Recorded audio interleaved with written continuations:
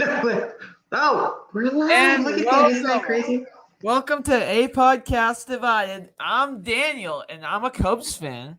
And Andy, and we know he's a Cubs fan. That means I'm a Sox fan. And this is A Podcast Divided right after the intro. Bad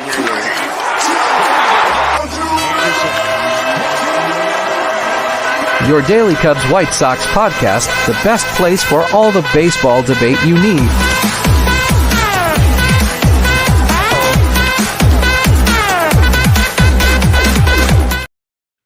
And we're back on A Podcast Divided. It's Chris Rutro introductory. Okay, here we go. So today, Episode 18, by the way. podcast. Okay, 18. Good job. Okay, so yesterday we got some very unfortunate news about Amazing. our pals, the Chicago Cubs. So they didn't even sign a player yet. They're already wasting all of their budget, but coaching budget that is, because they hired Craig Counsell. The best manager in the MLB, the best margins manager, the best manager in all. This is what the Cubs needed. This is what the Cubs got. This is what the Cubs spent for. The Cubs spent their money in the right places. It may have been an overpay, but it was definitely a smart pay, and it was all worth it. No, it wasn't. No. You have to pay a lot for what you want sometimes. This That's is not what we wanted. It's what we needed. We needed to win on the margins. We needed to win all those close one-run games. You know what? Craig Counsell is the guy who does that. And that's the new Cubs manager for the next World Series team. I think you guys just pulled off a Dusty Baker. I really do. I mean, come on. Craig Counsell, out of all people, there are honestly better options out there. Like? Well, I don't know, but there are better options. Exactly. You can't just go on, because I didn't look at the coaching list because I'm not an expert on coaches, but I know from your opinion that because you think he's the best coach, manager. means that he's not the best coach. Because you're always wrong when it comes to the Cubs. If the Cubs sign another coach that's like a bench coach from the single A, whatever, high A, you would have been like, he's the best coach. He was such a good bench coach. Yeah, I know you. It's true, though. It's true that you would do that, or it's true that he's the best coach? Or both? Yeah, let's just say he is the best coach. Oh my goodness. Okay. There is no one better. I mean, maybe he's at least top 5, but he's definitely the best guy the Cubs could have gotten, for free agency. Daniel. I mean, most coaches get locked down. That the Brewers did not offer him more is sad. That is not sad. That's something called logic. But basically, what Craig Counsell did last year was he led a team with 3 aces, a great closer, and a lot of batting from the likes of Christian Yelich, Willie Adames, and many others. And they had no stars. Yelich hasn't Christian Yelich. Yelich hasn't been good since 2019. Exactly. Counsell ruined his career. So yeah, what I'm saying is that Counsell led a team with already great talent. How are you twisting absolutely horrible division into the playoffs, where they got knocked out in the first round? The Brewers suck. My God. Exactly. But they had the number 1 spot in a horrible division, and they got knocked out in the first round of the playoffs. That's not good. That's a mediocre team. Yeah. But they happen to have the most talent in the NL Central for that year, and Craig Counsell did nothing. A good coach would have probably led the Brewers, who already had a very, very solid amount of talent. A good coach would have led that team further in the playoffs, or at least a better record, where the likes of the Chicago Cubs wouldn't actually have a close record to them. Here's Here's the thing, Andy, right? Okay. The Brewers, and I've heard a lot of people say this. The Brewers, I mean, they had some decent players, but Decent. they were not a 90-win team. Who did you select in the second round, or was it was either the first or second round? Who did you select in the second round of this year's fantasy baseball draft? Second round? Second round. You selected Corbin Burns. So I think the Brewers have talent. Justin Steele? He wasn't even in the draft. Like, no one even selected him. But you selected Corbin Burns, who was the best pitcher by far going in that draft. Debatable. Not debatable. You could check last year's draft analysis. Corbin Burns was the best pitcher. Yeah, people fall off and people surprise. Just like, you know who? Justin Steele. Kyle Hendricks having a great year when he's like really old. Isn't he gone? Nope, they signed him with the qualifying offer of really cheap, and he was one of the best pitchers last year for his salary. Let's see. Kyle Hendricks stat line. I like saying the word stat line. It's so much cooler than stats. Stat He was like the line. best pitcher in the MLB for like Really? A 3.74 ERA is the best pitcher in the MLB? ERA per salary. He was the most underpaid pitcher in the MLB per performance. If you're talking him 3.74 is like the most average performance in the world. Yes, but he was underpaid. Okay. Now what does that have to do with anything? He's a bargain. Yeah, but he's mid. Margins. The Cubs get normally World Series teams don't have mid people. Kyle Hendricks is mid and he's getting old, therefore he is declining. And his record was 6-8. The World Series, Sandy. No, they're not going to win the World Series. Don't listen to this man because the Cubs have mid players that they keep signing when they're really old. No. Do you know that Kyle Hendricks actually pitched the game 7 for the 2016 World Series, and he's still on this team? Amazing. Yeah, he's still on this team. I love him. He's not going to do good. He's just not going to do good. Yeah, he was one of the best pitchers in the NL Central last year. 3.74 ERA. That's decent. Strikeouts 93, tied for 140th. He's like 40, bro. He's not young. But he had 93 strikeouts. He didn't even get 100 strikeouts.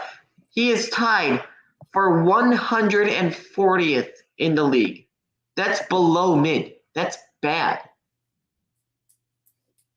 If all 30 teams have 5 pitchers, then that's 150.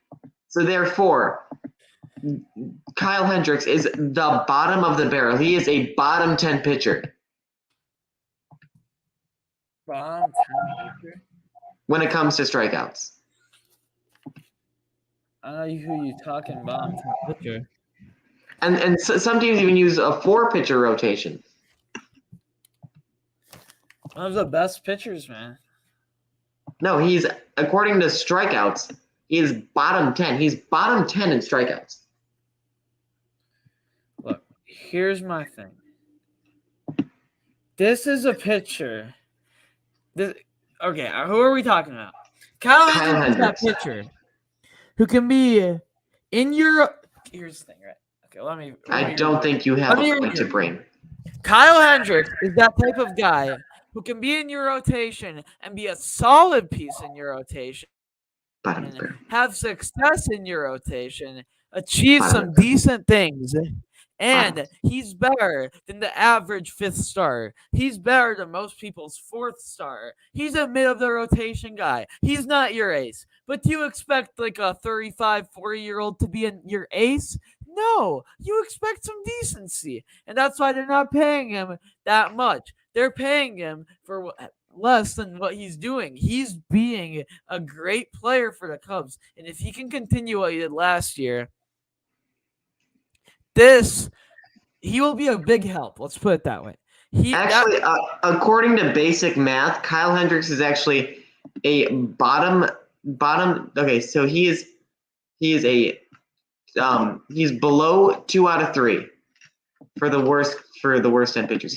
So if you grab 30 pitchers, 30 pitchers, 30 bottom of the rotation pitchers, he is like in between the 2/3 of the worst and 3/3 of the worst. He is the 11th worst. He's the 11th worst. Therefore, he is the 140th best. Look. Okay, that's in the league. That's in the league. But he's actually the 20th best. So he is the 20th best 5th string pitcher, and like let's do some math here. The 50th best 4 and 5 string pitcher, and the 80th best 3, 4, 5 string pitcher. So really, he's very, very, very below mid in strikeouts. Look. And a whip of 122. That's no good. I think you have to remember. And he's getting older too. Therefore, he will decline and be more prone to injuries. You have to remember that he is a good addition. However, he's not the main centerpiece. Yeah. Nor should he be a piece of anything. He should if you want to build a World Series team, Kyle Hendricks should not be a part of this team unless you want to pull up as like a long form bullpen, because he's no good. 3.74 isn't enough for any acceptable pitcher to win a World Series with. 93 strikeouts isn't acceptable if you want a World Series team. Name an acceptable pitcher. What about Lucas Giolito? Do you think he's good? I think he was great. He's not that good anymore. Which year do you think he was good? 2019 and 2020. When he threw a no-hitter. Did Kyle Hendricks throw a no-hitter any recent time? 2019. He has a 3.41 ERA. 2020. That's better than 3.74. He's only had how about 2020? How about 2020? But he's supposed to be the best pitcher for the White Sox back then. He was. Yeah, back then he was good. He was good in 2020. You want to see his 2020 stats? I have his 2020 stats. Wait, you mean Hendricks? Yeah. Look, No. I'm talking Lucas Giolito. I have his stats. 2020 stats, 3.48. Yep. Right. Okay. Yeah. So it's not the best. I'll give you that. He has only had 1 year where he's been under 3.4, and you didn't even name that year. It was 2.38, and the other two. He played. Okay. His record was 3-3. How can you get a good sample size from 3-3? His WHIP was 1.04 in 2020, and 2019 1.06. Batting average in 2020 184. Okay, let's talk about some other players. Okay, yeah, we're gonna move on because Daniel lost this argument. Okay, here we go. Other players. I just don't think we should be talking about Kyle Hendricks for 20 minutes straight. No, you wanted to talk about him. But then when I won the argument, you're like, "Now let's move on." No. I want to talk about other pitchers. The Cubs. Okay. Let's talk about other pitchers. Aaron Nola. Okay, not even on the Cubs, nor will he be. Aaron Nola would be a great addition. He would be an ace. Yeah, he would. I agree. You see his stats this year? He's gettable. Another guy he's gettable. Who's been linked a lot to the Cubs, Yamamoto. No. Okay. Other guy, Ohtani. I don't think so. You know another guy who I've heard a lot about connected to the Cubs? I cannot. Juan Soto, Pete Alonso. No, we're talking about pitchers. I can see Blake Snell being a Cub because he is washed up. He has some good grit in him, but he's not that good. So I can see Blake Snell being a Cub. He started off 1-6 with a 5.4 ERA, but then he ended up going 13-3 after so that. He's inconsistent. with a 1.20 ERA in his final 23 starts. So 9 bad starts, 23 great starts. So he's I inconsistent. wouldn't Is, pay is him that what too you're saying? much. Kind of streaky, good, And also, but not he's had not, years. He's had not years consistent. where he's been streaky. Not When he got traded to the not Padres, he was horrible after being a Cy Young candidate in Tampa Bay. I mean, Nola is definitely one of the top options for starters. And you know who I think we should get? Josh Hader as a closer. He's That one would of. be I mean, smart. Craig Kimbrell's on the market too, but he's older No. than 35, and Josh Hader's 30. He would be a lot of a smarter signing, and he pitched with a 1.28 ERA in 2023, and he would be the best pitcher for the Cubs to sign as a reliever, in my opinion, because if you can lock down at the end of the bullpen, I mean that helps you some. I mean, I think they need more relievers too because you need to get to the ninth with the lead. Yes, but Josh Hader should definitely be your main target. Also, you have Don't worry to about Pete Alonso, Aaron Nola, don't even worry about anybody until you lock in Josh Hader. That is my opinion. You see, I think we can do a lot. Like there are a lot of these pitchers on the market that would be big. I mean, Sonny Gray, Jordan Montgomery. I mean, I'm just scrolling. I mean, let's see, Eduardo Rodriguez. I mean, there are just a lot of guys who aren't insane. They're decent though, and I'd be really happy for the Cubs to get them, and they'd be big. And if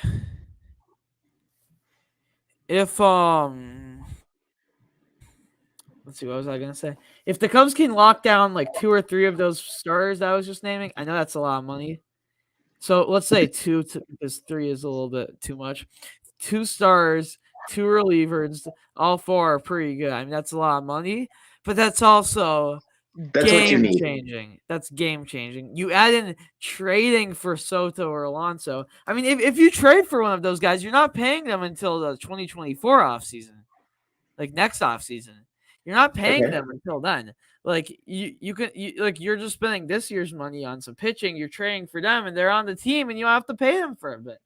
I mean, of course, salaries will add up and all, but I mean, it's doable, definitely. And I mean, at least 1 star and 1 reliever and 1 hitter. Let's start with that. And also some marginal players, but we need 1 guy in each category that will fill those holes. We need a bullpen. That's the biggest thing. We need some starting pitching. We're not well rounded at that spot. I mean, Steele is really our best pitcher, and he could be a number 2 star for some teams. Yeah, okay. I 100% agree with what you've said. I think the Cubs should first of all target a bullpen, second of all target starting pitching, and then when you got that locked down, you should go for a splash in batting. I don't think you necessarily need this crazy Ohtani ace. You might, but I don't think that's necessary. I think what you need is depth in all areas and maybe a star like Pete Alonso. Pete Alonso, in my opinion, would be the best out of the big 3, which is Alonso, Soto, and Ohtani. Well, no. Because Alonso is a first baseman. He'll get you a lot of home runs.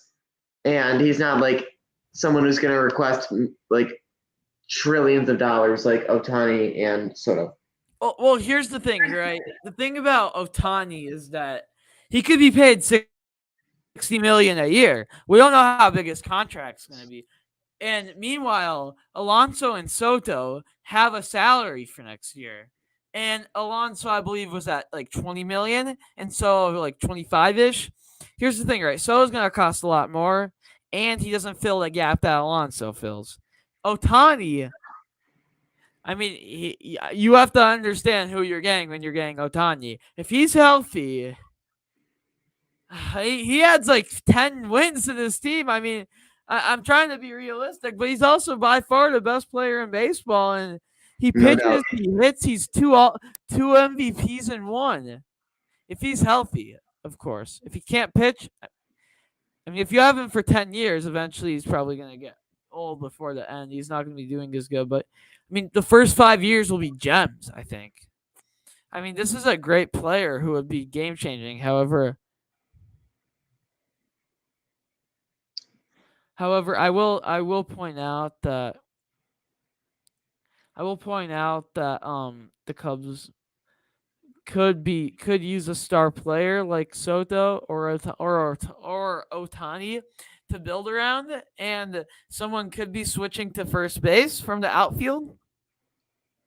I mean, I feel like what would be more important, Alonso or a star player? Filling that hole at first or getting that star player and having some marginal defensive player at first, but you have the star player on your team. Yeah, but who are you gonna move to first base? Good question. I mean, I'm not sure if Hap or Seiya can play first. Not gonna lie, I'm not sure. I mean, Suzuki's pretty bad catching the ball. Sorry, Seiya.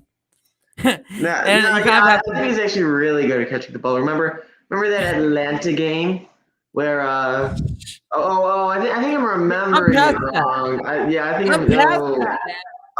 did he drop that? Was that season ending too? Look. Mamma mia, pizzeria, mortadella, mozzarella. That is not good. That is not good. Can Soto move to first? No. Soto's not going to get paid $300 million to get moved to first. Yeah, that sounds kind of funny if you think about it. Cubs are like, we want you so much, but you're going to be not playing your actual position. Enjoy the money. Like, let me look up Seiya Suzuki positions. Dude, it's all going to be outfield. And also, I gotta go soon. Yeah. Yeah, I don't even know if Seiya can play anything else. Well, he'll have to learn. Otani can only play outfield too. Yeah, don't put out Otani at first. That's just pure disrespect. I know, but it's also, we're trying to fill a hole. I mean, someone can play first. Maybe Pete Alonso.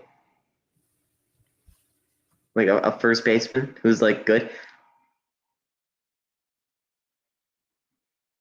No, it's too logical for you. Well, that's all the time we have today. So thank you guys for watching. We didn't get to the White Sox today. What was that noise? We didn't get to the White Sox. No one cares about the White Sox. White Sox are stupid. So and you'll get to talk more next episode. We can do a White Sox focused.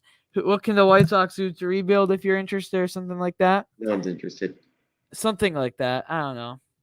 But anyways, thank you guys for watching. Stay frosty. Please like, subscribe, share this channel and everything with your friends. We appreciate you, Sonny. Please don't worry. And until next time, everyone, see you later. And stay frosty. And Go White Sox. Go White Sox.